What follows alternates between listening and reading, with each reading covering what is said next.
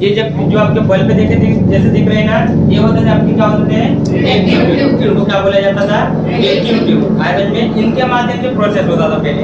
Iron में जो आपको दिख रहे हैं, जो जैसे अपन नीचे वाली फोटो में देख रहे हैं, नीचे वाली फोटो में दिख रहे हैं है ना, जैसे बड़े उसके जस्ट नीचे जो दिख रहे हैं वो सारे जो लगाए हुए हैं, ये आपके क्या है, वैक्यूम ट्यूब है। ये क्या आपके वैक्यूम ट्यूब। आयरन में इसको क्या बोला जाता है, वैक्यूम ट्यूब। याद रहेगा, याद रहेगा इसको, है ना। तो सबसे पहले क्या आपकी दिक्कत खत्म करो इसको, कैसे खत्म करो। देखो सबसे पहले आपका क्वेश्चन, प्रथम पीढ़ी की शुरुआत कहाँ से हुई थी, 1946 से 56 तक, मतलब 40 से ऊपर। आयरन में सेकंड जनरेशन आपने यहाँ पे हो गए, फर्स्ट जनरेशन प्रथम पीढ़ी की शुरुआत कहाँ से, 1946 से। आयरन में उसमें मुख्य ऊर्जा के रूप में किसका उपयोग करा था, वैक्यूम ट्यूब। आयरन में मुख्य ऊर्जा उसमें क्या था आपका, वैक्यूम ट्यूब। आयरन में मुख्य ऊर्जा आपका क्या था, वैक्यूम ट्यूब था। आयरन वैक्यूम ट्यूब का नाम से क्या क्या नाम है, नीरियड ट्यूब और वाल्व। क्या क्या बोलते हैं, नीरियड ट्यूब और वाल्व।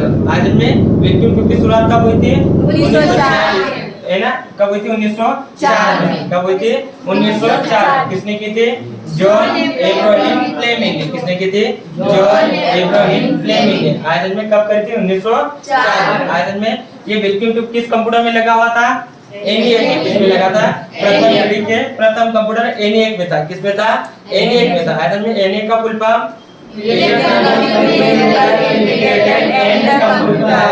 ENIAC का full form electronic numerical integrated and computer. किसने बनाया है इसको, जेपी एक्टर और जॉन मुचली ने। आयरन में जेपी एक्टर और जॉन मुचली ने। आयरन में कहाँ पे बनाया था ये, अमेरिका में पेंसिल्वानिया विश्वविद्यालय में इसको निर्मित किया गया था। आयरन में खत्म कर दो, आगे पढ़े। आगे विशेषता लिखिए। नंबर 1 लिखना मुख्य ऊर्जा। नंबर 1 क्या लिखोगे, मुख्य है ना, ऊर्जा, है ना, मुख्य ऊर्जा। ऊर्जा लिखा। मुख्य ऊर्जा क्या था, वैक्यूम ट्यूब। क्या था, वैक्यूम ट्यूब। मुख्य ऊर्जा क्या था उसका, वैक्यूम ट्यूब। ठीक है, नंबर 1 क्या लिख लोगे, वैक्यूम ट्यूब, है ना, वैक्यूम ट्यूब, है ना, वैक्यूम ट्यूब। हो गया। मुख्य ऊर्जा क्या था, वैक्यूम ट्यूब। लिख लिया, हो गया। मुख्य ऊर्जा क्या था इसमें, वैक्यूम ट्यूब। हो गया। नंबर 2 लिखना भाषा। नंबर 2 क्या लिखोगे, भाषा, है ना। नंबर 2 क्या लिखोगे, भाषा। ठीक है, नंबर 2 क्या लिखोगे, भाषा। ठीक है, भाषा। कौन सी भाषा थी, है ना। निम्न स्तरीय भाषा कौन सी थी, मशीन, है ना, मशीन भाषा। निम्न स्तरीय भाषा कौन सी थी, मशीन भाषा।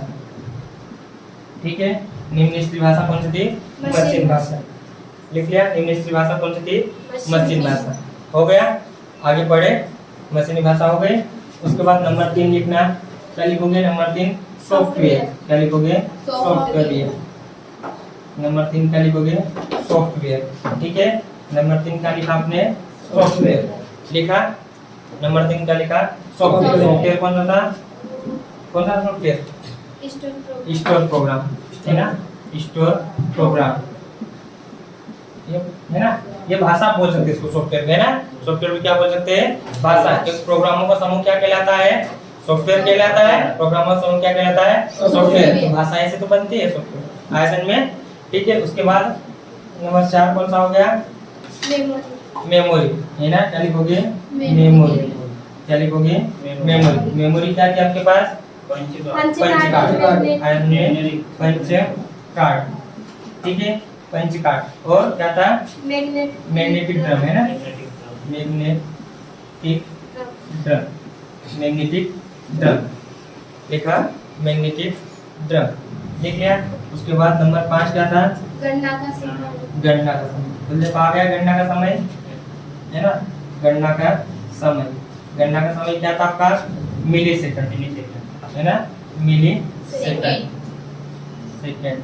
क्वेश्चन में क्या लिखोगे, 1, है ना, एम, है ना, ms, है ना, ms बराबर 10 की घात -3 सेकंड, है ना, -3 सेकंड। और पूछे बस हो गया। हाँ, क्या है हाँ, क्या लिखोगे उपयोग, क्या लिखोगे उपयोग, ठीक है। उपयोग में क्या था, वैज्ञानिक और रक्षा अनुसंधान, है ना, ठीक है, वैज्ञानिक और रक्षा अनुसंधान लिख लिया, वैज्ञानिक और रक्षा अनुसंधान, ठीक है। आगे पढ़े, कुछ नहीं दिख रहा है क्या, सलाम दिख रहा है, ठीक है, पढ़ेगा उसको।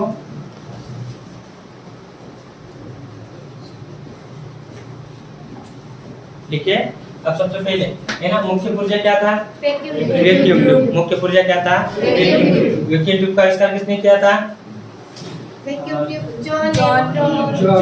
Abraham Fleming. किसने किया था, जॉन एब्राहम फ्लेमिंग। किसने किया था, जॉन एब्राहम फ्लेमिंग। कब किया था, 1904। कब किया था, 1904।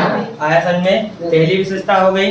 विशेषता मतलब ये होता है कि उसमें क्या लगाया था, ठीक है, इसमें ये लगा था, क्या लगा, मुख्य मतलब प्रोसेस करने के लिए क्या लगाया था, तो उसमें क्या लगाया था, वैक्यूम ट्यूब लगाया था। वैक्यूम ट्यूब और क्या का नाम है इसका, निर्यात ट्यूब और वाल्व। क्या है, निर्यात ट्यूब और वाल्व। हो गया यहाँ तक, ठीक है।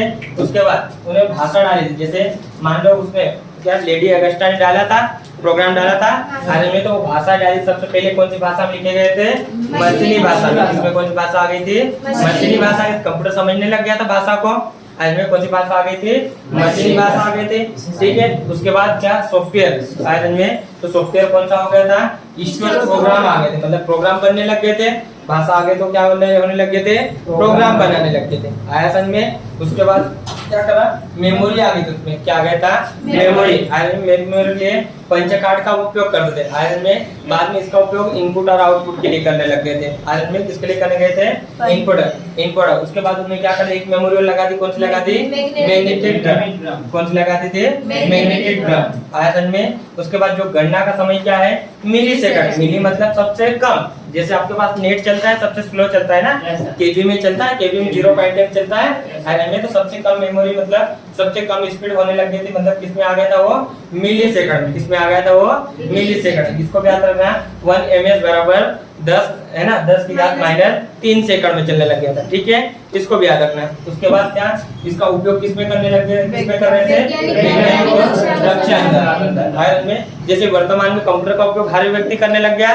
गरीब से गरीब व्यक्ति खरीद सकता है कंप्यूटर को, खरीद सकता है, जैसे मोबाइल खरीद सकता है, हर व्यक्ति खरीदता है। आयरन मोबाइल भी आपका क्या है, कंप्यूटर है एक आयरन में। तो वैसे जो पहले का कंप्यूटर था 1946 का, कब का, 1946-56 प्रथम पीढ़ी का जो कंप्यूटर होते थे, तो उसको सिर्फ कौन खरीद सकते थे, वैज्ञानिक खरीद सकते हैं, रक्षा अनुसंधान मतलब बड़ी बड़ी संस्थाएं खरीद सकते थे।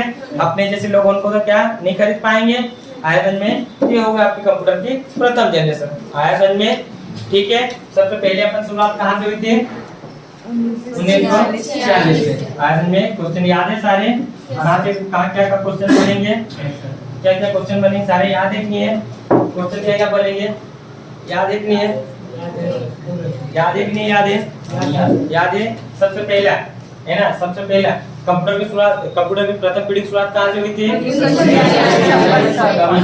1946 से 56 तक आया सन में।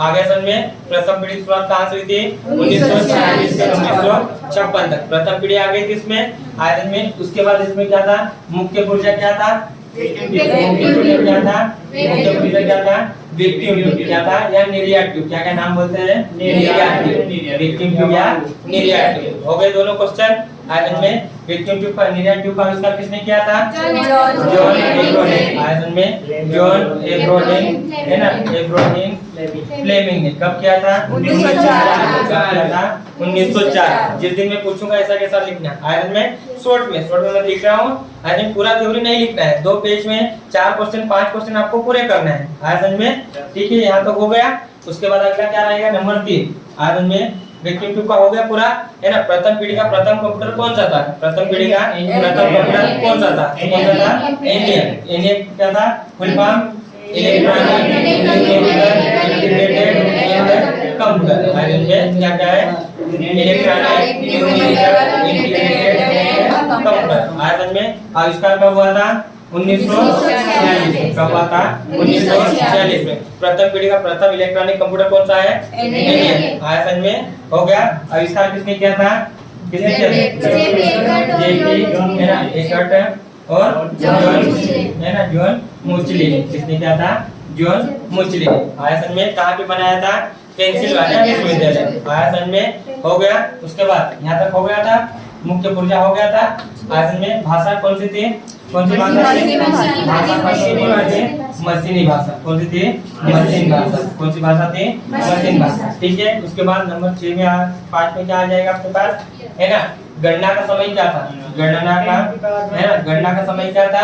मिली सेकंड। क्या था? मिली सेकंड। क्या था? मिली सेकंड। आयरन में क्वेश्चन में क्या आएगा? 1 ms बराबर 10 की पावर 3 है ना, सेकंड। ठीक है, सेकंड में आ गया। आ गया समझ में? हो गया। इतना कर दोगे। पहले के कंप्यूटर कैसे थे? बड़े थे। कैसे थे? बड़े थे। आयरन में बड़े होने के साथ साथ में क्या कैसे थे? उनको रख रखाव समस्या आ रही थी आयरन में। तो इसलिए हर साल में अब अगर प्रथम पीढ़ी आपको समझ में आ गई आयरन में, तो सेकंड जनरेशन, फोर्थ जनरेशन तक, आप फिफ्थ जनरेशन तक अभी कुछ नहीं है, मतलब जैसे है वैसे की वैसे बढ़ते रहेगी। आयरन में जैसे क्या मुख्य पुर्जा है तो यहाँ बदल जाएगा। आयरन में जैसे विशेषता अपन ने लिखी है, सिर्फ विशेषता है उसकी बदलेगी। आयरन में जैसे मुख्य पुर्जा निर्यात था, उसमें क्या आ जाएगा? ट्रांसलेशन आएगा, है ना, क्या आ जाएगा? ट्रांजिस्टर आ जाएगा। क्या आ जाएगा? ट्रांजिस्टर आ जाएगा। और वैज्ञानिक के नाम बदल जाएंगे आयरन में। उसके बाद अपन ने लिखा था, क्या लिखा था? कंप्यूटर लिखे थे, कंप्यूटर बदल जाएंगे आयरन में। उसके बाद भाषाएं बदल जाएंगी, है ना। उसके बाद गणना का समय बदल जाएगा और उपयोग बदल जाएंगे। आपको फर्स्ट जनरेशन अगर अच्छे समझ में आ गई है तो आपको ये कर लोगे आराम से। आयरन में फर्स्ट जिसने पढ़ लिया आपको पूरा का पूरा बेसिक विषय समझ में आ जाएगा, कुछ नहीं बदलेगा इसमें। आयरन में सन बदलेगा और थोड़ा थोड़ा उसमें मतलब जो भी पुर्जे थे वो बदलते रहेंगे। आयरन में अभी वर्तमान में कौन सी जनरेशन चल रही है? वर्तमान कौन सी जनरेशन चल रही है? कौन सी चल रही है? फिफ्थ जनरेशन चल रही है ना। वो तो कंप्यूटर के आधार पे चल रही है फिफ्थ जनरेशन। आयरन में कंप्यूटर के आधार पर कौन सी जनरेशन चल रही है? Fifth generation. अगर माने जाए आयरन में अभी 7वीं 8वीं जनरेशन चल रही है। जैसे मान लो 1946 से अपन ने स्टार्ट करी थी आयरन में। 1946 स्टार्ट करके कहां तक आए थे? 56 तक आए थे। आयरन में मैं डायरेक्टली आऊं फिफ्थ जनरेशन में। फिफ्थ जनरेशन कहां से है? 1985 है ना, 75 से 85 है ना, इसको समझना है ना। 75 से 85 तक आयरन में, 75 से 85 वो कौन सी है? फोर्थ है आयरन में। अब आगे गिनते जाना है ना। उसके बाद 10 साल में हर चेंज करते गए अपन। कितने साल में करते गए? 10 साल में। अगर कंप्यूटर तो अभी तक नहीं चेंज करा, लेकिन अभी कौन सी जनरेशन? कंप्यूटर में अलग अलग जनरेशन आपको मिलती है। ठीक है, जैसे ये क्या होगा? 1900 आयरन में 1985 से कहां तक आ जाएगा? 95 तक आयरन में, मतलब अपने जाएगा 95 आ गया आयरन में। ये कौन सी होगी? फिफ्थ। उसके बाद 6 से क्या आ जाएगी? 1995 से 95 से कहां तक आ जाएगी? 2005 तक आयरन में। कहां तक आ जाएगी? 5 तक। उसके बाद 7 कहां आ जाएगी? 1900 है ना, सॉरी 2005 से 2015 तक आयरन में। 2015 तक आ जाएगी। ये 7वीं जनरेशन हो गई आयरन में। और 8वीं जनरेशन कहां तक होगी? 2000 है ना, 2015 से 25 आयरन में 2025। अभी कौन सी जनरेशन चल रही है अपने पास? है ना, अभी मतलब कितनी जनरेशन होगी अपने पास? 7 जनरेशन हो गई आयरन में। लेकिन क्या हुआ कि फिफ्थ जनरेशन इसको यहाँ तक क्यों ही रखा? अब तक क्यों रखा? क्यों रखा? क्यों रखा? नया कुछ बनाना है आयरन में, क्योंकि इसमें जो वैज्ञानिक होते हैं, फिफ्थ जनरेशन अभी में थोड़ा इसका पता है ना, जो यहाँ के वैज्ञानिक थे, क्या सिंह से ध्यान दो, है ना, जो यहाँ के वैज्ञानिक थे, जो कंप्यूटर वैज्ञानिक थे, वो यह चाहते थे कि कंप्यूटर कैसा होना चाहिए? कृत्रिम बुद्धि वाला, कृत्रिम बुद्धिमत्ता होता है। कैसे होना चाहिए उनके? कृत्रिम बुद्धिमत्ता। कैसे कंप्यूटर बनाएंगे हम? कृत्रिम बुद्धिमत्ता वाले कंप्यूटर बनाएंगे आयरन में। मतलब कृत्रिम बुद्धिमत्ता क्या होती है आपकी? मनुष्य द्वारा, हाँ, मानव द्वारा सोचने वाली बुद्धि से बनाएंगे आयरन में। जैसे मान लो कि सिर्फ मानव क्या करेगा? सोचेगा। क्या करेगा? सोचेगा। और कंप्यूटर क्या करेगा? कार्य करेगा। ऐसे वैज्ञानिक तो वो चाहते हैं कि ऐसा कंप्यूटर का हम निर्माण करेंगे आयरन में। हो सकता है वो सफल भी हो जाए और असफल भी हो जाए आयरन में। तो बोलने वाला तो बना दिया उन्होंने, बोलने वाला बना दिया, बोलने वाला बना दिया ना। जैसे अपन माइक में कुछ बोलते हैं, गूगल पे कुछ सर्च करते बोलते हैं ना, तो उन्होंने बोलने वाला तो बना दिया बोलने वाला। हो सकता है वो क्या करने सोचने वाला भी बना दे, सोचने वाला बना सकता है आयतन में, सोचने वाला बना देगा तो हो सकता है इसलिए वो जनरेशन अभी तक कहाँ तक है, आगे तक उन्होंने नहीं बढ़ाई आयतन में। क्योंकि यहाँ अभी वर्तमान में क्या चल रहा है अपने पास, मुख्य पुर्जा क्या चलता है, सीपीयू चलाते हैं अपन। अभी वर्तमान में क्या चल रहा है अपने पास, सीपीयू चल रहा है। क्या पढ़ाते हैं अपन, चलते हैं सीपीयू, जो प्रोसेस करना कहाँ हो गया, सीपीयू में। सीपीयू कब बना था, 1970 है ना, 70 दोनों साल में लिखा है ना, कोई भी दे दे, 1970 में बना था।